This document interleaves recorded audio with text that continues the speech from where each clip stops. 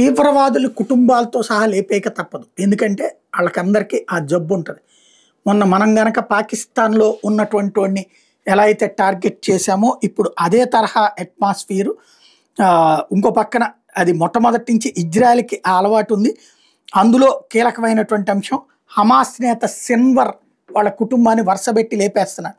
గాజాలో హమాస్కు మరో భారీ ఎదురు దెబ్బ తగిలింది. హమాస్ సాయుధ సంస్థ సీనియర్ నాయకుడు మొహమ్మద్ సిన్వార్ ఇజ్రాయెల్ వైమానిక దాడులు హతమయ్యారు.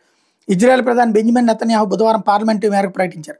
హమాస్కి గతంలో అత్యంత కీలక నేతగా నిలిచిన యహ్వా సిన్వర్ తమ్ముడే మొహమ్మద్ యాహ్వా గతేడాది ఇజ్రాయెల్ వైమానిక దాడిలో మరణించారు. 2023 అక్టోబర్ 7న ఇజ్రాయెల్ శివార్ గ్రామాల మీద హమాస్ మెరుపు దాడి ఘటన సూత్రధారులో యహ్వా ఒకరని ఇజ్రాయెల్ ఆరోపించడం తెలిసిందే. యహ్వా అనంతరం ఆయన బాధ్యతలు మొహమ్మదే చూసుకుంటున్నాడు. సిన్వర్ సొంత పట్టణమైన ఖాన్ యూనిస్ మీద మే 13న ఇజ్రాయెల్ భారీగా బాంబు దాడి చేస్తే వాటి దాటికి స్థానిక యూరోపియన్ ఆసుపత్రి భూగర్భంలోని హమాస్ కమాండ్ సెంటర్ నాశనమైంది.